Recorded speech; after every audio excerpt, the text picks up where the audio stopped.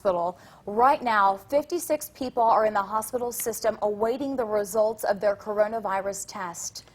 That is just one of the new developments we learned today. We now know 8 people with coronavirus are hospitalized in the system. 7 of those are in Madison County.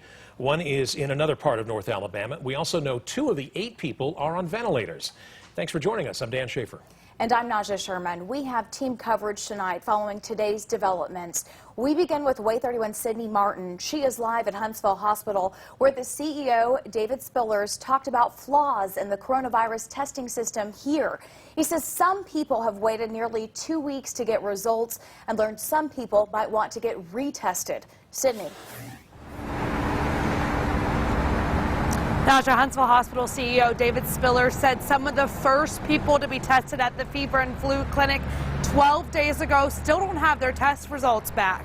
Spillers said the private lab that those test results were sent to have had some major backup, and they're pushing the lab to turn results around faster. He said if you've been waiting, you might want to get retested because they're not getting results back, because they're now getting results back from other labs in about 2 days. Spillers said the company that supplies the materials to have a lab gave them to private labs, and that's why Huntsville Hospital has had to send samples away to be processed at different labs.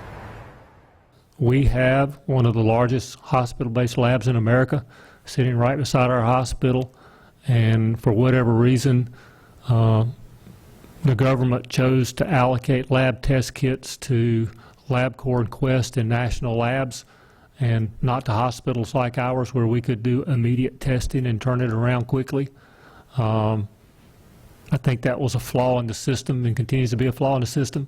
I think that's one of the reasons that we're waiting 12 days and still don't have tests back.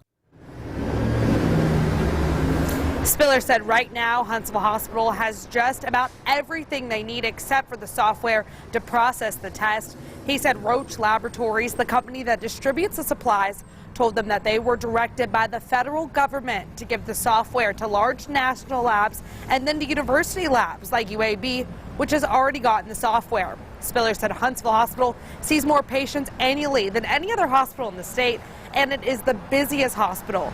He said he doesn't think it's right UAB was given the software before they were. This afternoon, the hospital said Roche Laboratories did reach out to them and said they're working to fulfill the testing needs to have a lab set up here in Huntsville.